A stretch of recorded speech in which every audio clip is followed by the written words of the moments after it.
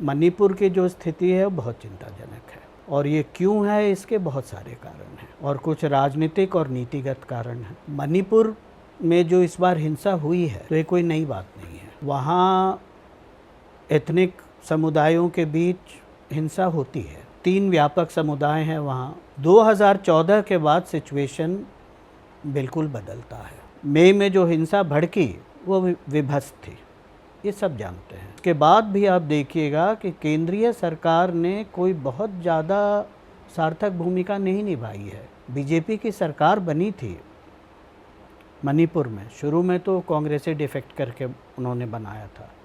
बाद में क्या हुआ था कि जो 3 प्रधान समुदाय हैं, तीनों के तीनों बीजेपी का समर्थन कर रहे थे, लेकिन उनके बीच के जो आपसी मतभेद थे उसको भुनाने की इन्होंने कोशिश की। जब वीरेंद्र सिंह की सरकार बनी, उन्होंने कैबिनेट बनाया, कैबिनेट का एक्सटेंशन किया। जब कैबिनेट अपना बनाया, एक भी कुकी को नहीं रखा। अब खुद तो नहीं किया होगा ये, क्योंकि जैसे बीजेपी में निर्णय लेने का एक है, वो खुद तो नहीं हुआ होगा। 2 समुदाय, दोनों बीजेपी के साथ, दोनों के परस्पर हित को आपने ऐसा टकराव कर दिया कि दोनों फिर बीजेपी के सामने गुहार लगा रहे हैं कि हमारे हितों को बचाओ। तो ये जो है, ये डोवाल साहब का एक तरीका है। एक दूसरा कारण है, जो क्रिश्चियन धर्म के अनुयायी हैं उनसे राष्ट्रीय सुरक्षा को खतरा है, और इसीलिए अगर आपको वहाँ राज्य को सुरक्षित रखना है तो आपको क्रिश्चियन धर्म को ख़त्म करना होगा। हिंदू महासभा ने बाकायदा ये प्रस्ताव रखा था कि ये जब तक हिंदूकरण नहीं होगा तब तक इनका बचना मुश्किल है। पूरा नॉर्थ ईस्ट को इन्होंने 2 तरह के राज्यों में विभाजित किया है। एक वो राज्य जो क्रिश्चियन बहुल है, वहाँ इन्होंने अलग स्ट्रैटेजी पकड़ी है, और एक वो राज्य जो हिंदू बहुल है, वहाँ इन्होंने अलग स्ट्रैटेजी पकड़ी है। तो हिंदू बहुल जो राज्य हैं वो है आपका असम, त्रिपुरा, मणिपुर। और आप देखेंगे कि आरएसएस की जड़ें जो हैं सबसे ज़्यादा मजबूत इन्हीं 3 राज्यों में हैं, और इन्होंने यहाँ पे एक सुनियोजित ढंग से हिंदू वर्सेस माइनॉरिटी खड़ा किया है कि आप जो है दोनों समुदायों में आग लगा के राजनीतिक रोटियां सेक रहे हो। मणिपुर में जो हिंसा हुई है उसका जो इमीडिएट कारण जो है, फौरी कारण, वहाँ से ट्रेस होता है, और सुप्रीम कोर्ट में बाकायदा केस चल रहा है जिसमें कहा जा रहा है कि एक ऑडियो रिकॉर्डिंग है जो बीरेन सिंह का है, जिसमें इस हिंसा को भड़काने में और उसमें आर्म्स मुहैया कराने में उनका योगदान है। ये चल रहा है क्योंकि बीजेपी का बहुत पुराना एजेंडा है कि नॉर्थ ईस्ट में उसकी जड़ें मजबूत होनी चाहिए, क्योंकि इनको लग रहा है कि ऐसा करने से तीनों समुदायों के बीच हम अपनी पकड़ और पैठ को मजबूत बनाएंगे। क्योंकि देखिए, डोवाल साहब का जो रणनीति है वो यही है। नमस्कार दोस्तों, मेरा नाम हैदर अब्बास नकवी है और आप लोग मुझको इस वक्त दा स्वतंत्र पर देख रहे हैं। दोस्तों, आप ही लोग सवाल कर रहे थे, जो आप हमें मेल पे कर रहे थे, कि हमारे देश में इतनी मजबूत सरकार है, एक बार कहती है कोरोना भगाने के लिए तो सब लोग थाली पीटने लगते हैं, कहने पर नोटों की लाइन पे लग जाते हैं नोटबंदी के वक्त में, और अभी जो बचत मंत्र है उसको सब दिल से फॉलो कर रहे हैं। लेकिन वही सरकार मणिपुर में जो चल रहा है, मणिपुर में जो वायलेंस हो रहा है, जो लगातार होता जा रहा है, उसको क्यों नहीं कंट्रोल कर पा रही। जैसा आप लोगों ने कहा था कि मणिपुर को समझने के लिए कुमार संजय सिंह को लाएं, तो देखिए हमारे साथ कुमार संजय सिंह हैं जो मणिपुर के एक्सपर्ट हैं, रीजनल एक्सपर्ट्स हैं, और बहुत बारीकी से उसको स्टडी कर रहे हैं, जान रहे हैं। तो इनसे अच्छा कोई नहीं है जो इस वक्त मणिपुर के ऐसे हालात क्यों पहुँचे इसको समझने के लिए। सर, बहुत बहुत शुक्रिया दास स्वतंत्र के साथ बात करने के लिए। सर, अभी जो मणिपुर के हालात हैं इसको किस तरह से देखा जाए और समझा जाए? देखिए, मणिपुर से जो मेरी वाकिफ़ियत है वो इसलिए है कि मेरे बहुत दोस्त हैं वहाँ पे। मैं अक्सर जाता हूँ वहाँ, और वहाँ के हर समुदाय में मेरे दोस्त हैं, अब पुराने दोस्त 15 साल 20 साल। तो जो भी मैं जानता हूँ उन्हीं के साथ बातचीत होती है, उसी के ज़रिए जानने का मौका मिलता है। तो ऐसा कोई एक्सपर्टाइज़ नहीं है, लेकिन मणिपुर की जो स्थिति है वो बहुत चिंताजनक है, क्योंकि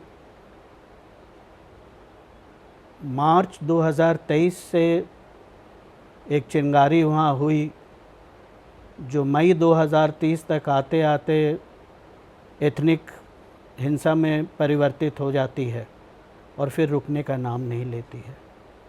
अभी भी चलते ही रहती है, रुक ही नहीं रही है। और ये क्यों है, इसके बहुत सारे कारण हैं। कुछ तो व्यापक कारण हैं, कुछ फौरी कारण हैं, और कुछ राजनीतिक और नीतिगत कारण हैं। तो मुझे लगता है कि जो व्यापक कारण है उस पर बाद में चर्चा करेंगे अगर समय रहा तो, क्योंकि वो थोड़ा एकेडमिक हो जाएगा वो मैटर। लेकिन जो राजनीतिक और नीतिगत कारण हैं उस पे से मैं शुरू करना चाहूँगा। देखिए, मणिपुर में जो इस बार हिंसा हुई है, अगर आप उसको बिल्कुल सतही तौर पे देखें तो ये कोई नई बात नहीं है। वहाँ एथनिक समुदायों के बीच हिंसा होती है, क्योंकि 3 व्यापक समुदाय हैं वहाँ।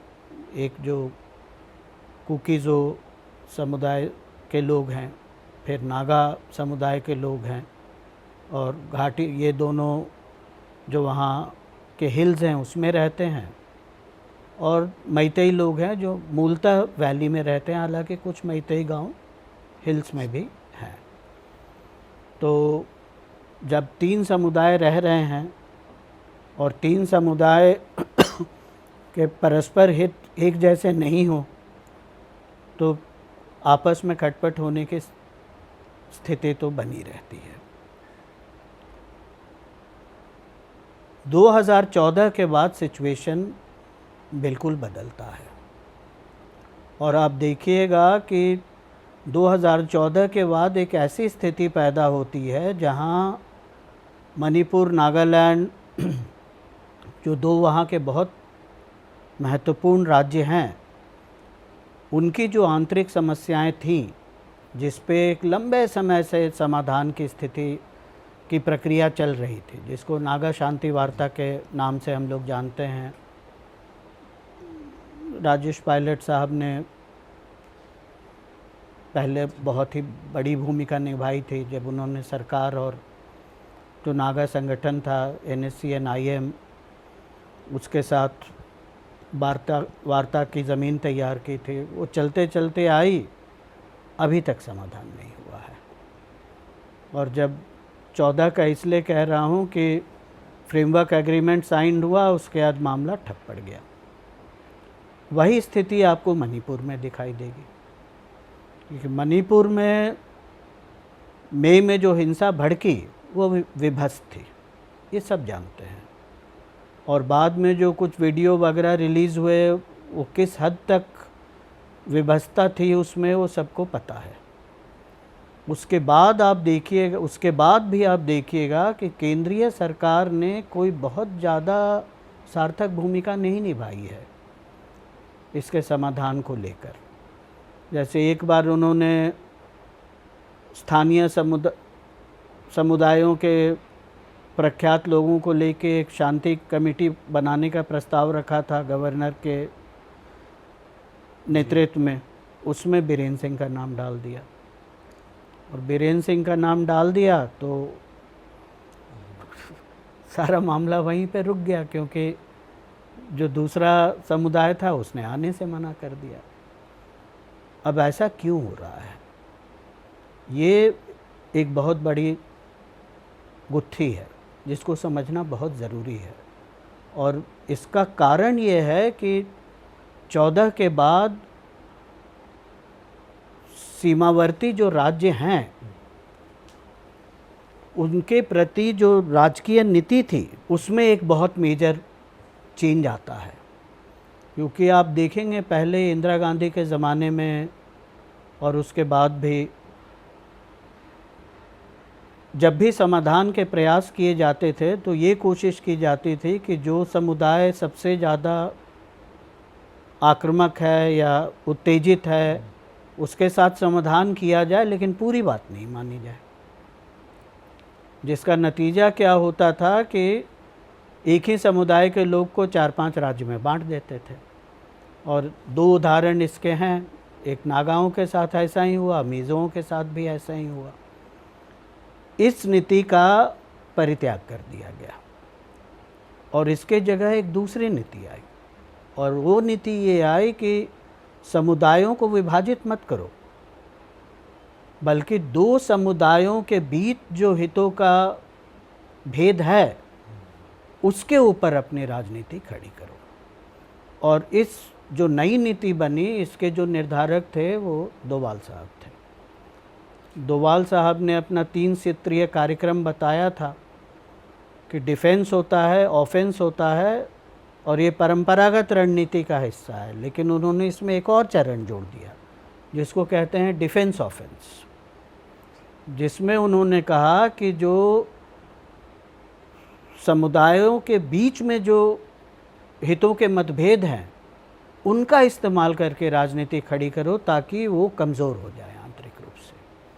और आप देखेंगे ये नागाओं के साथ भी हुआ, जहाँ एक तरफ तो नागा शांति वार्ता कर रहे थे, दूसरी तरफ उन्होंने एनपो को दे दिया अपना प्रशासनिक क्षेत्र। साथ ही ZUF जो ज़ेलियांगरोंग लोग का संगठन है उसके साथ SOO संधि कर ली। और जबकि एक लार्जर पीस प्रोसेस आपका चल ही रहा है, तो इसमें क्या हो जाता है कि आप एक से ज़्यादा स्टेक्स खड़े करते हो। उसी का एक नमूना है जो मैतेई और कुकी-ज़ाओ के साथ हुआ। क्योंकि आप देखेंगे कि जो बीजेपी की सरकार बनी थी मणिपुर में, शुरू में तो कांग्रेसी डिफेक्ट करके उन्होंने बनाया था, बाद में क्या हुआ था कि जो 3 प्रधान समुदाय हैं तीनों के तीनों बीजेपी का समर्थन कर रहे थे, लेकिन उनके बीच के जो आपसी मतभेद थे उसको भुनाने की इन्होंने कोशिश की। और आप ये देखिएगा कि चुराचांदपुर जैसे जो है कुकी-ज़ो लोगों का डिस्ट्रिक्ट है, बहुत बड़ा डिस्ट्रिक्ट है, ज़्यादातर उसमें कुकी-ज़ो ही रहते हैं। 6 MLA थे, 6 के 6 बीजेपी के थे। जब वीरेंद्र सिंह की सरकार बनी उन्होंने कैबिनेट बनाया, कैबिनेट का एक्सटेंशन किया। जब कैबिनेट अपना बनाया एक भी कुकी को नहीं रखा। अब खुद तो नहीं किया होगा ये, क्योंकि जैसे बीजेपी में निर्णय लेने का एक है वो खुद तो नहीं हुआ होगा। 2 समुदाय दोनों बीजेपी के साथ, दोनों के परस्पर हित को आपने ऐसा टकराव कर दिया कि दोनों फिर बीजेपी के सामने गुहार लगा रहे हैं कि हमारे हितों को बचाओ। तो ये जो है ये डोभाल साहब का एक तरीका है। एक दूसरा कारण है जो राजनीतिक और नीतिगत मैं आपको बता रहा हूँ, वो कारण है कि उत्तर पूर्व के हिंदूकरण का एक बहुत लंबा चौड़ा पर प्रयास का इतिहास है जो 1946 में शुरू हुआ था, जब आरएसएस गुवाहाटी पहुंची थी और 46 में ही 3 शाखा आरएसएस ने अपनी लगाई थी, जिसमें 2 असम में था और 1 शिलोंग में था, क्योंकि शिलोंग में ही कैपिटल था यूनिफाइड असम का। और आप देखिएगा कि पूरा जो एजेंडा था उस समय वो इसको लेके था कि जो क्रिश्चियन धर्म के अनुयायी हैं उनसे राष्ट्रीय सुरक्षा को खतरा है, और इसीलिए अगर आपको वहाँ राज्य को सुरक्षित रखना है तो आपको क्रिश्चियन धर्म को ख़त्म करना होगा।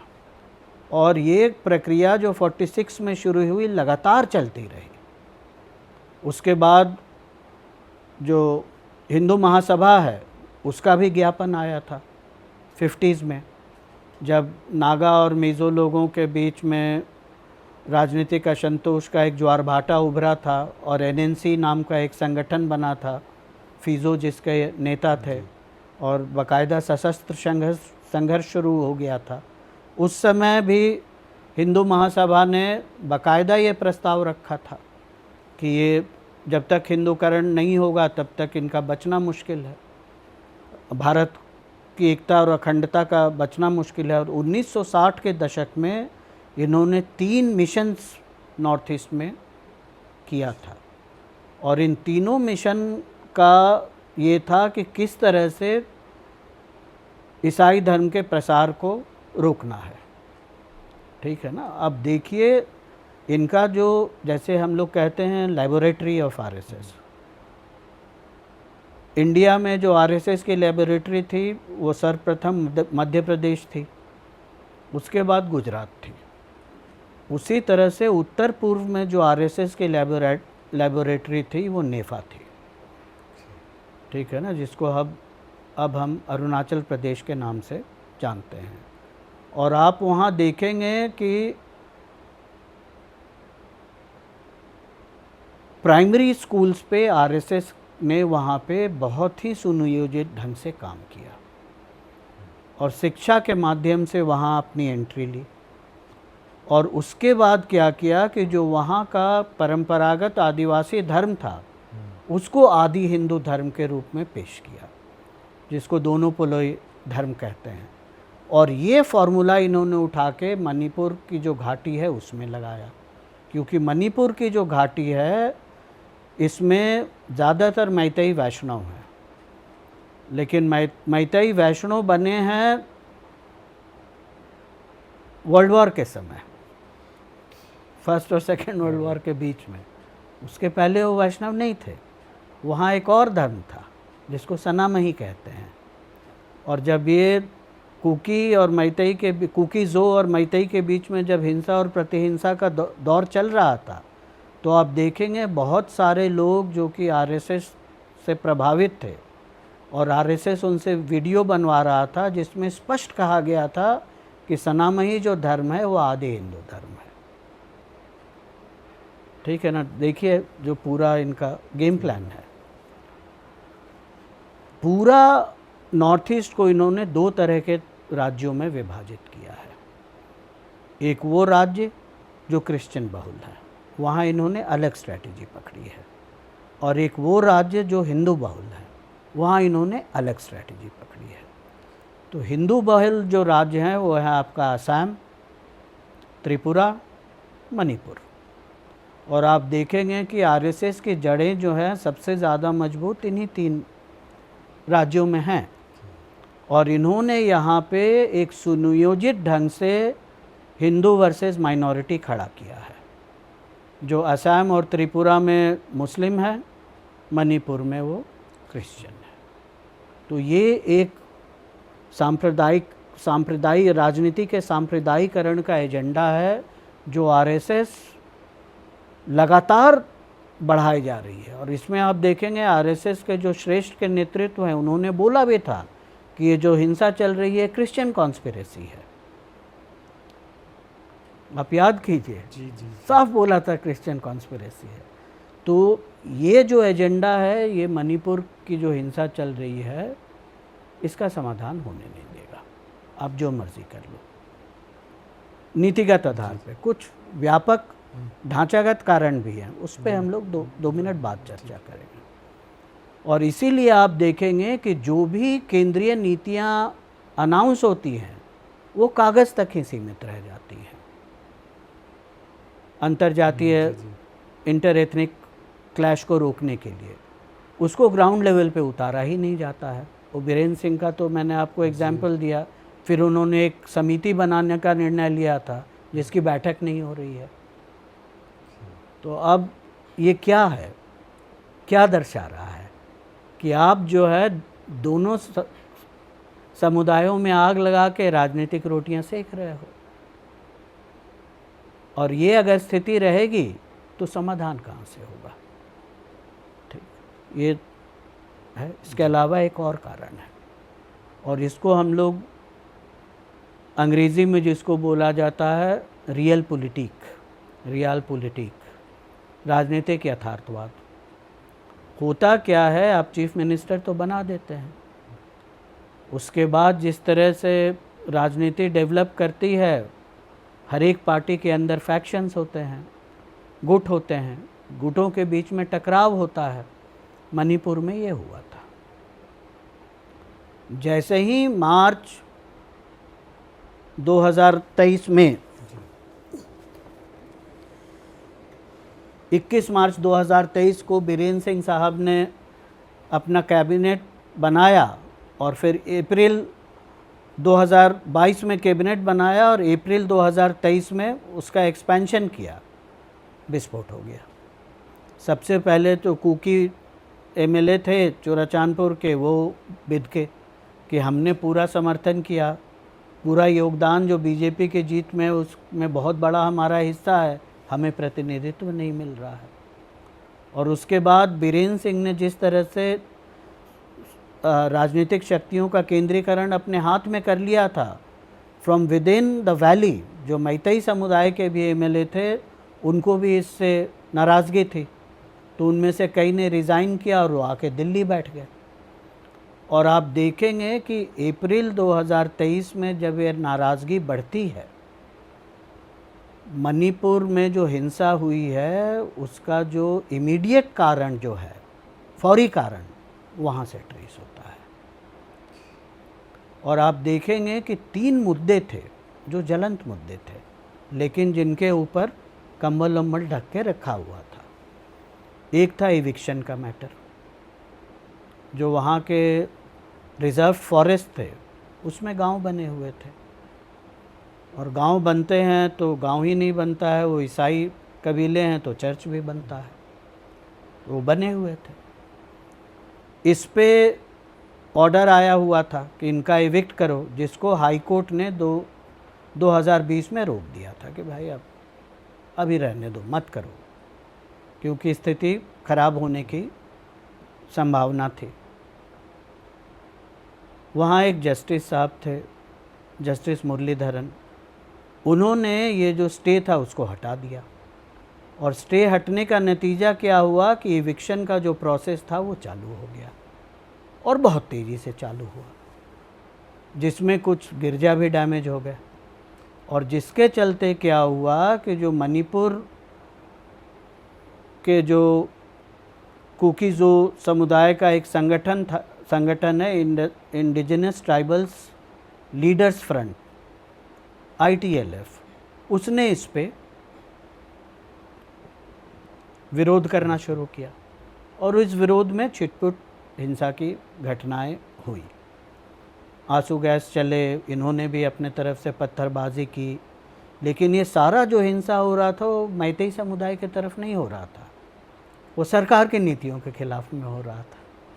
और इसी में बीरेन सिंह जब एक जिम का उद्घाटन करने गए थे चोराचांदपुर में, तो उनका तंबू वंबू तोड़ ताड़ के फेंक दिया था इन्होंने। एक दूसरा चीज़ था जो बहुत जलन था, वो था पॉपी के कल्टीवेशन का।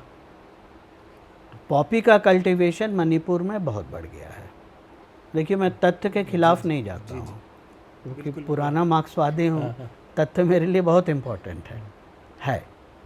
लेकिन इसके पहले की जो नीति थी वो ये थी कि आप ना किसान को ऑल्टरनेटिव्स देते थे कि भाई आप अफीम मत उगाओ, आप इलायची उगा लो, और आपको सरकार से अनुदान भी मिलेगा, कुछ कंपनसेशन भी मिलेगा, सरकार आपका उत्पादन जो है वो भी खरीद लेगी। ये चल रहा था। ये नीति कभी भी बहुत ज़्यादा सक्सेसफुल हुई नहीं। उसका कारण क्या था ये आपको भी मालूम है। साईनाथ एक बहुत प्रसिद्ध जर्नलिस्ट है, उनकी किताब है everyone loves a good drought, कि जो अनुदान के लिए राशि आती है वो किन किन हाथों में चिपकती है और कहाँ कहाँ जाती है वो तो मुझसे बेहतर आप जानते हैं। तो वो हो नहीं पाया। और आप देखेंगे कि जो अफ़ीम की खेती वहाँ हो रही है, पॉपी की खेती, आप डिस्ट्रिक्ट डेवलपमेंट इंडेक्स निकालिए वहाँ का, जो हिल्स के सबसे गरीब डिस्ट्रिक्ट्स हैं वहाँ सबसे ज़्यादा है। यानी कि किसानी की गरीबी और पॉपी कल्टीवेशन के बीच एक लिंक है। और अगर आप सरकारी अनुदान नहीं देंगे तो गरीबी के मार का मारा आदमी जब आके कोई ड्रग माफिया बोलेगा ये लो पैसे, वो ले लेगा। ठीक है, क्योंकि ड्रग माफिया के पास पैसा भी है, बल भी है, वो कुछ भी कर सकता है। और आप देखेंगे कि जो मणिपुर की राजनीति है, कोई भी राजनीति हो, सरकारी गैर सरकारी, उसका ड्रग के व्यापार के साथ कहा जाता है कि लिंक है। जैसे एक वहाँ एएसपी थी जिनको मेडल भी मिला था, टीएच बृंदा, उन्होंने तो बाकायदा कोर्ट में हलफनामा दायर किया था कि जो मणिपुर की सरकार के सर्वोच्च हैं उनका लिंक है अफीम के व्यापार के साथ। वो केस कहीं गया नहीं, फिर आगे क्या हुआ, हकीकत था नहीं था वो मैं नहीं जानता, लेकिन उन्होंने हलफनामा डाला था, वो एक फैक्ट है, ऐसा हुआ था। तो ये सब चल रहा था। जब इनकी स्थिति गड़बड़ाई तो आप देखेंगे दिसंबर 2022 से जो अफीम के खेती को लेकर जो सरकार का रवैया था, पहले था कि समझाओ बुझाओ परसुएड करो, वो छोड़ दिया और फिर जबरन बंद कराने का इन्होंने किया दिसंबर 2022 से। और दिसंबर 2022 में सरकार के तरफ से एक सूचना गई सारे गांव के प्रधानों को और मुखियाओं को कि आप स्वेच्छा से बंद कर दो, नहीं तो आपके ऊपर कानूनी कार्रवाई की जाएगी। और फिर अप्रैल 2023, देखिए बार बार अप्रैल में बोल रहा हूँ क्योंकि बीरेन सिंह के लिए सबसे नाजुक घड़ी वही थी। केंद्र से परमिशन लेके इन्होंने हेलीकॉप्टर यूज़ करके हर्बिसाइड डाल के खेतों को नष्ट करना शुरू किया, जिसका वहाँ के आदिवासी समुदायों में रिजेंटमेंट था। फिर क्या हुआ, 19 अप्रैल को सडनली पता चलता है कि मार्च महीने में मुरलीधरन साहब ने एक और जजमेंट दिया था, और ये जजमेंट था कि सरकार को निर्देशित किया जाता है कि मैतेई कम्युनिटी को जनजाति अनुसूचित जनजाति के लिस्ट में डालने के लिए आपने क्या किया है वो बताएं। मामला भड़क गया। मामला भड़क क्यों गया? क्योंकि देखिए जो जनजाति बनने वाला मैटर है ना, वो सीधा सीधा ज़मीन के साथ लिंक्ड है। क्योंकि गैर आदिवासी ज़मीन नहीं खरीद सकते हैं, और गैर आदिवासी ज़मीन तभी खरीद सकते हैं जब डिस्ट्रिक्ट काउंसिल से उनको परमिशन मिल जाए। यदि पूरा मणिपुर आदिवासी हो गया तो जिस समुदाय के पास ज़्यादा पैसा है वो आके आदिवासी ज़मीन खरीदने लगेगा, तो आदिवासियों को लगा इसमें तो हमें हो जाएगा गड़बड़, और उन्होंने फिर लामबंदी शुरू की।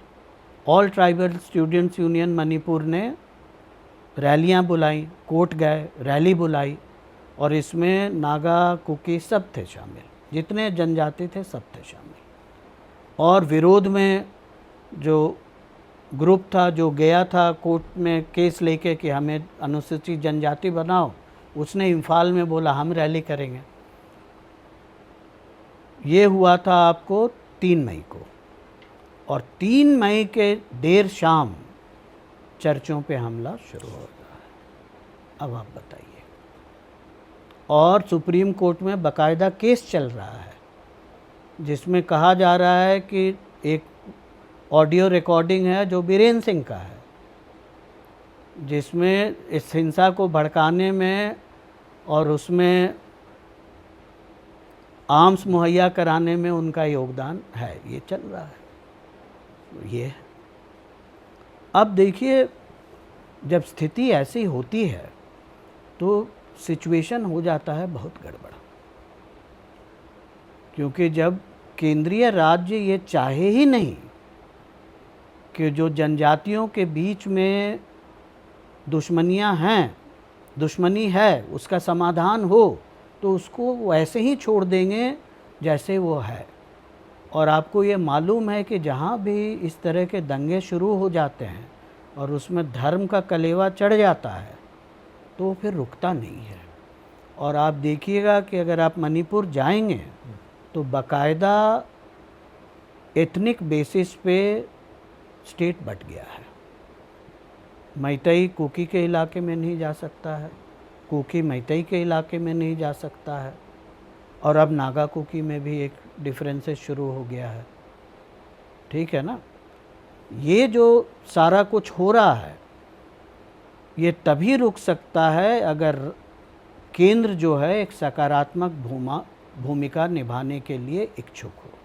अगर वो सकारात्मक भूमिका निभाने के लिए इच्छुक नहीं होगा तो इसका समाधान नहीं होगा। और इसीलिए आप देखेंगे कि जब जब हिंसा की वारदात कम होने लगती है सडनली एक अटैक होता है। अभी कुछ दिन पहले मैतई लोगों पे हुआ था और तुरंत अभी पादरियों पे हो गया। कैसे हो गया? मणिपुर में नागरिक और पुलिस के बीच अनुपात निकालेंगे तो पूरे इंडिया में सबसे ज़्यादा है। राजकीय पुलिस के अलावा वहाँ केंद्रीय पुलिस बल है, सशस्त्र सीमा बल है, असम राइफल है, सीआरपीएफ है और आर्मी है। ये कैसे हो रहा है? और ऐसे जगह जहाँ पे वारदात होने की संभावना है उनके पास में ही सेना की छावनी है, पैरामिलिट्री की और मिलिट्री की। कैसे हो जाता है? ये बहुत ही हैरत अंगेज करने वाला चीज़ है, क्योंकि केंद्र अगर चाहे तो ये हिंसा रुक सकती है। क्योंकि दो ही चीज़ की ज़रूरत है, कानून के प्रावधानों को निष्पक्ष रूप से लागू करना और दूसरा सकारात्मक भूमिका निभाना, जिसमें आप दोनों समुदायों के जो जेन्युइन कारण है उसका कुछ तो आप समाधान खोजो। आप तो कुछ कर ही नहीं रहे हैं। मई 2023 से आज हम पहुंच गए मई 2026, 3 साल हो गए। लोगों के मृतकों की संख्या लगातार बढ़ते जा रही है। लगातार जो इनिशियल झटका लगा था उसी में 180 लोग मारे गए थे। 60,000 के आसपास शरणार्थी शिविरों में लोग छोड़ छोड़ के भागे हैं घर द्वार। कुकी लोग इम्फाल छोड़ के भागे हैं, मैतई लोग चुराचांदपुर छोड़ के भागे हैं, मिज़ोरम से आए हैं वापस। तो मामला सीधा है कि स्टेट जो है वो ऐसी भूमिका नहीं निभा रहा है जो इनको निभाना चाहिए, और उसको लग रहा है कि हम सांप्रदायिक आग पे राजनीतिक रोटी सेक लेंगे। ये बहुत बड़ी भूल है, बहुत बड़ी भूल है। देखिए मणिपुर में जो इन्होंने सांप्रदायिकरण किया, जो चर्चों पे अटैक किया,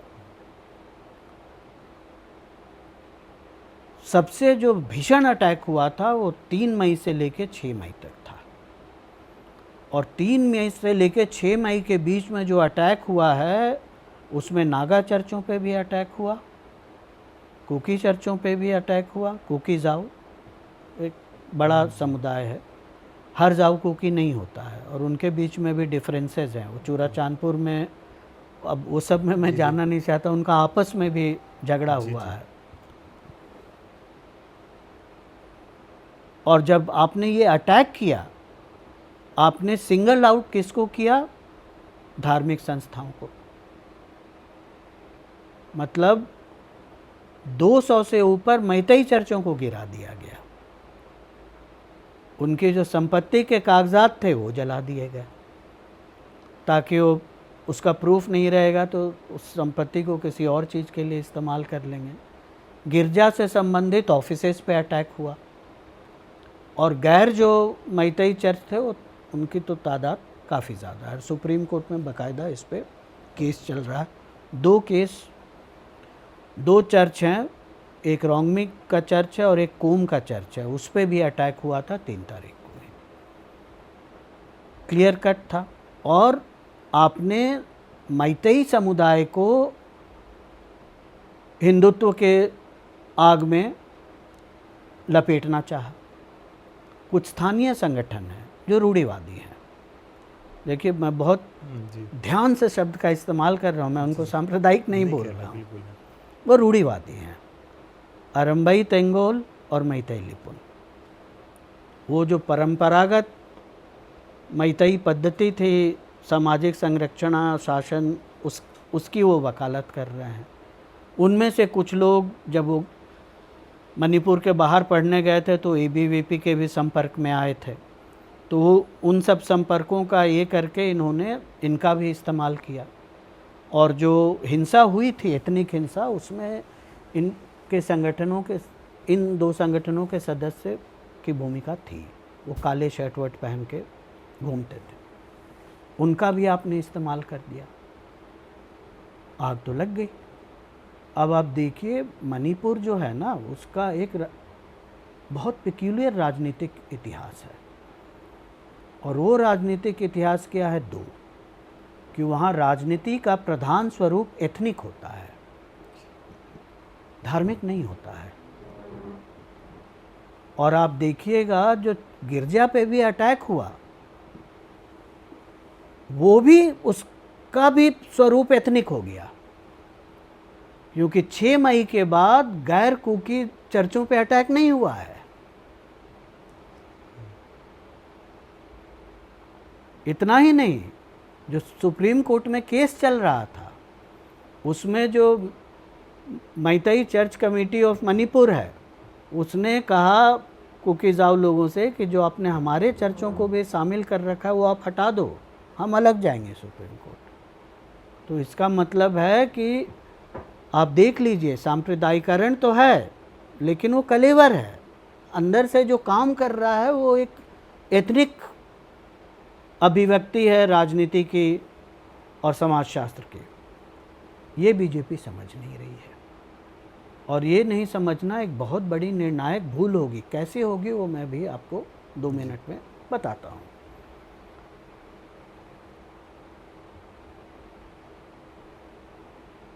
जो बीजेपी का वहाँ पे गेम प्लान है वो बहुत क्लियर कट है,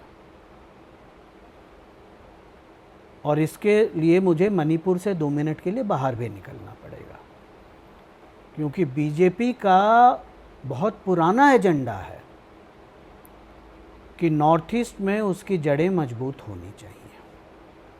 और आप देखेंगे, जब बीजेपी का कोई नाम लेवा नहीं था नॉर्थ ईस्ट में, तब भी वो स्लोगन लगाते थे, गुजरात से गुवाहाटी, अपना देश अपनी माटी।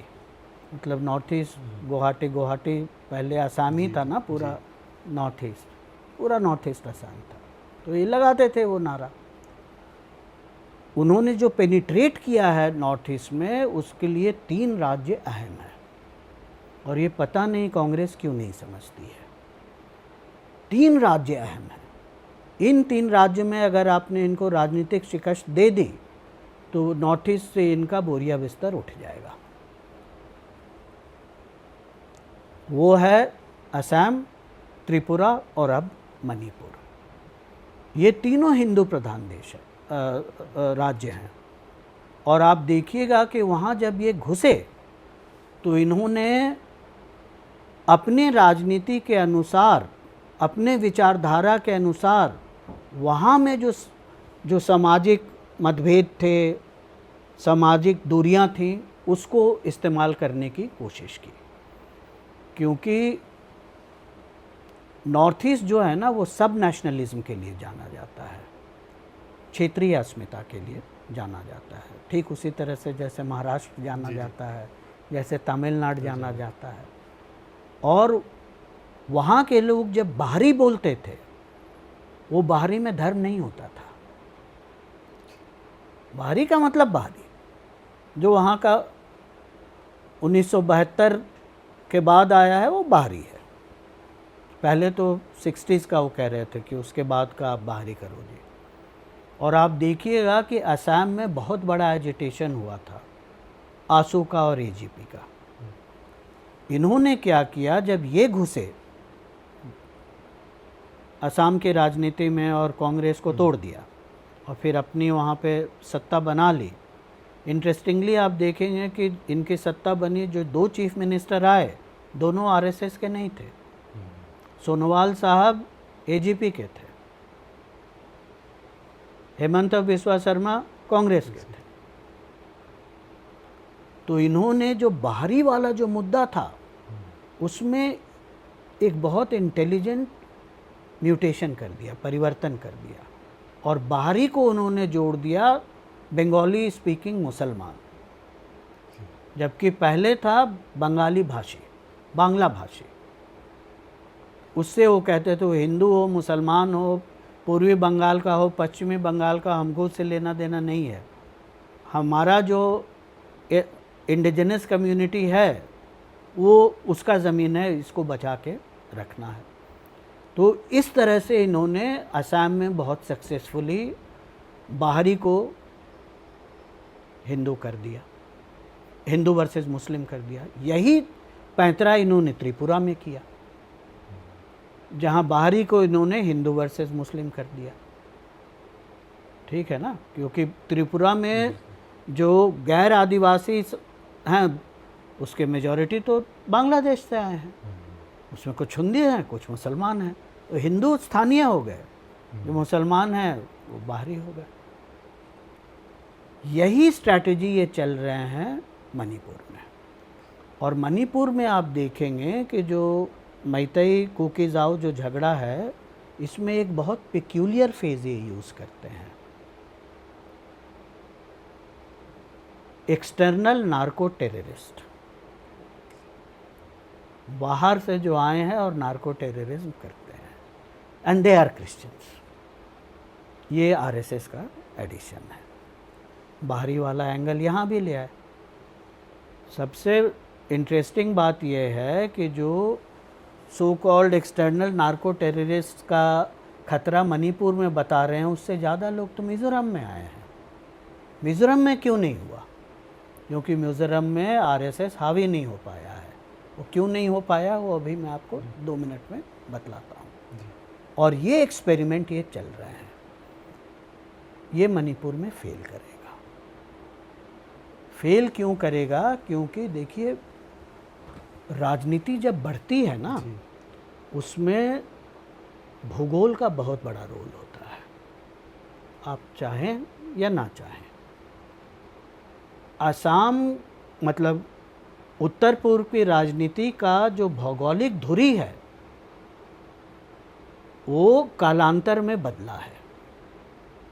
जैसे 1952 से लेके 1960s तक, मतलब जब कॉन्स्टिट्यूशन बना से लेके लेट 1960s तक जो राजनीति की धुरी थी वो असम था, क्योंकि पूरा नॉर्थ ईस्ट असम था, नेफा को छोड़ के। ठीक है ना, क्योंकि नेफा को फॉरेन मिनिस्ट्री ने डायरेक्ट ओवरसाइट में रखती थी। उसके बाद नागा और मिज़ो लोगों का आंदोलन हुआ, तब राजनीतिक धुरी खिसक के कहाँ चली गई? नागालैंड में। और जो राज्य बने वो एक विशिष्ट धारा के तहत बने, आर्टिकल 371। और जो पहला राज्य के बेसिस पे बना था वो नागालैंड था, आर्टिकल 371B। ठीक है, अब मतलब लेट 1990s 2000 तक आते आते जो नॉर्थ ईस्ट की राजनीतिक धुरी है वो खिसक के आ गई है मणिपुर में। और क्यों आई है? क्योंकि जो 70s में आपने समाधान किया, 60s 70s में नागा मुद्दे का और मिज़ो मुद्दे का, वो पूरा समाधान हुआ ही नहीं। क्योंकि नागा चाह रहे थे कि सारे जो नागा, जहाँ नागा जिस जगह पे रहते हैं उन सबको आप एक प्रशासनिक ढांचे में ले आओ जी। वैसे ही मिज़ो भी कह रहे थे कि जहाँ जहाँ जाओमी रहते हैं वो सब एक प्रशासनिक ढांचे में कर दो, उसके लिए सरकार तैयार नहीं हुई। उसके में कुछ मणिपुर की पेचीदगियाँ हैं, और इसीलिए आप देखेंगे कि नागालैंड नागा बहुल है, मिज़ोरम मिज़ो बहुल है, ठीक है ना, मणिपुर मिश्रित है। और नागा मुद्दे का और मिज़ो मुद्दे का तब तक समाधान नहीं हो सकता है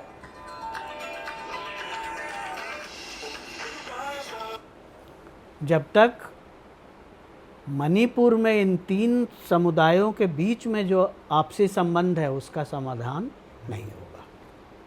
और इसीलिए अभी जो उत्तर पूर्व की राजनीतिक धुरी है वो मणिपुर में टिकी हुई है, और ये जितना उसको अस्थिर रखेंगे पूरा नॉर्थ ईस्ट अस्थिर होगा। क्यों? क्योंकि जब तक मणिपुर में इंटर एथनिक जो संबंध है वो नहीं सुधरेंगे तब तक नागा मुद्दे का समाधान नहीं है। और जब मैतेई जाओमी हिंसा भड़का तो मिज़ोरम से ग्रेटर मिज़ोरम की मांग उठने लगी थी। आपको याद होगा, आप तो पत्रकार हैं, मुझसे ज़्यादा जानेंगे इस पे। और ये मामला अगर ज़्यादा विषाक्त हुआ और ज़्यादा विकराल हुआ तो मिज़ोरम भी अशांत होगा। तो ये जो सोच रहे हैं कि सांप्रदायिकरण करके हम दोनों तरफ अपनी राजनीतिक रोटी सेक लेंगे, ये बहुत ही शॉर्ट साइटेड रणनीति है। क्योंकि मणिपुर का अशांत होना वस्तुतः पूरे नॉर्थ ईस्ट को अशांत करने के बराबर है। और अगर नागा मुद्दे का समाधान नहीं हुआ तब क्या होगा? और उसमें अगर मिज़ो मुद्दा जुड़ गया तब क्या होगा? नॉर्थ ईस्ट की राजनीति जो है घूम के वापस 1960 के दशक में चली जाएगी। और ये सीमावर्ती राज्य हैं। सीमावर्ती राज्य तो कश्मीर भी है, पंजाब भी है, लेकिन नॉर्थ ईस्ट की एक बड़ी पिक्यूलियरिटी है, इसकी अंतर्राष्ट्रीय सीमा 1000 किलोमीटर से ऊपर है। और भारतीय जो मेनलैंड है उसके साथ इसकी जो पट्टी इसको जोड़ती है वो मात्र 32 किलोमीटर की है। आप समझ रहे हैं ये कर क्या रहे हैं? और आप देखिए, इनका मतलब मुझे समझ में नहीं आता है, जितने भी सीमावर्ती राज्य हैं सबको इन्होंने अशांत करके छोड़ दिया है। चाहे वो पंजाब हो, किसान आंदोलन को खालिस्तान बोल देते हैं, चाहे वो लद्दाख हो, वांगचुक साहब को पाकिस्तान का एजेंट बोल रहे हैं। अब बताइए, मतलब कौन ऐसा बोल सकता है जानते बूझते आप एक इलाके के लोग को कि जो भावनात्मक दूरियां अपने आप से बढ़ा रहे हैं। अब जो है आखिरी बात कि क्यों नहीं समाधान हो रहा है। देखिए, पूरा जो नॉर्थ ईस्ट में आर्टिकल 371 के चलते जो नॉर्थ ईस्टर्न स्टेट्स का पॉलिटिकल बाउंड्री का डिमार्केशन है वो आर्टिकल 371 से हुआ है। मणिपुर का अगर समाधान होगा तो आर्टिकल 371 में कुछ रद्दोबदल होंगे, और जब ये रद्दोबदल होंगे तो सिर्फ ये अरुणाचल, नागालैंड, मणिपुर, मिज़ोरम को ही नहीं प्रभावित करेंगे, असम को भी करेंगे। क्योंकि असम का भी सीमावर्ती विवाद है, मिज़ोरम के साथ भी है, नागालैंड के साथ भी है। और यही कारण है कि ये जो लार्जर जो स्ट्रक्चरल रीज़न है नॉर्थ ईस्ट के पॉलिटिकल ज्योग्राफी का, उसके चलते भी नॉर्थ ईस्ट में अगर कोई समस्या पैदा हो जाती है तो उसका समाधान में बहुत समय लगता है। केंद्रीय सरकार बहुत चाहे तब भी अपनी तो चाह ही नहीं रही है, यही त्रासदी है। और नतीजा इसका ये हो रहा है कि इनोसेंट लोग मर रहे हैं, लेकिन इसमें एक छुपी हुई त्रासदी है जिसकी ओर मैं इशारा करना चाहूँगा कि नॉर्थ ईस्ट में ना समुदाय और धर्म के अंतर के बावजूद सामाजिक संबंध की एक लंबी परंपरा है। जब आवा का जो किंगडम था बर्मा का, जब उसने मणिपुर पे अटैक किया था तो मणिपुर से लोग भाग के नागा क्षेत्रों में जाके शरण लिए थे और वहाँ शादियाँ हुई थी। मैं ऐसे कितने लोगों को जानता हूँ जिसमें एक मैतई है, एक तो वाइफ नागा है, वाइफ कुकी है, मतलब हस्बैंड कुकी है तो वाइफ मैतई है। मेरी अपनी पत्नी, उसके फादर मार हैं और मदर तांगखुल हैं। ये प्रक्रिया जो है, इस पे बहुत बड़ा सेटबैक लगा है, क्योंकि अगर आप उस समय के अखबारों को देखेंगे तो आप पाएंगे कि सबसे जो दयनीय स्थिति हुई थी वो उन परिवारों की हुई थी जो मिश्रित परिवार थे।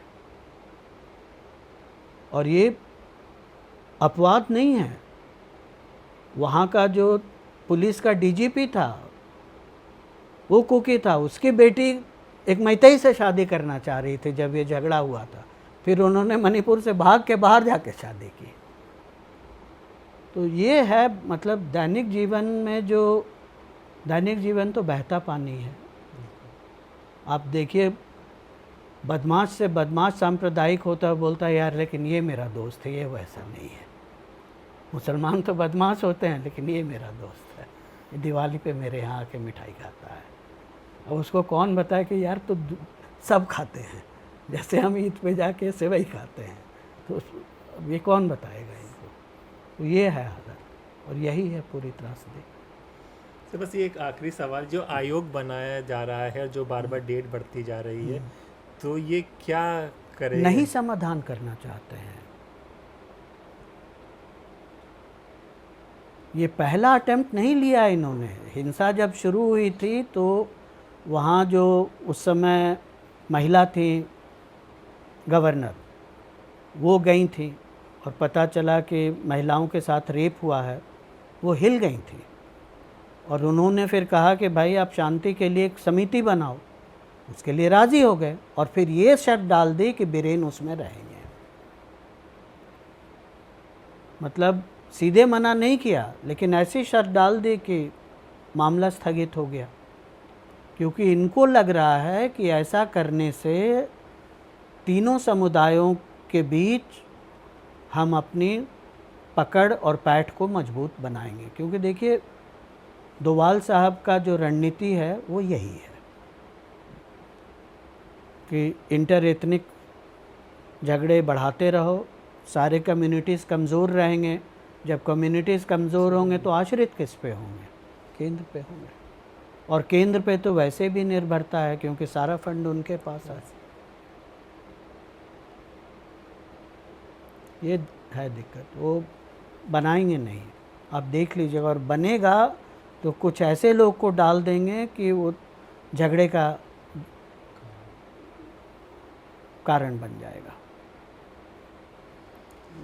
शुक्रिया सर, आपने बहुत अच्छे तरीके से समझा दिया और मुझे उम्मीद है कि दर्शक जिन लोगों ने कहा था उनको पूरा मसला, मामला और क्यों हुआ, क्यों नहीं हो रहा और सरकार की क्या इच्छा शक्ति है, सब पता चल गया। इसी तरह की खबरों के लिए द स्वतंत्र के साथ जुड़े रहिए। फिर होगी मुलाकात एक नई खबर के साथ, तब तक के लिए नमस्कार।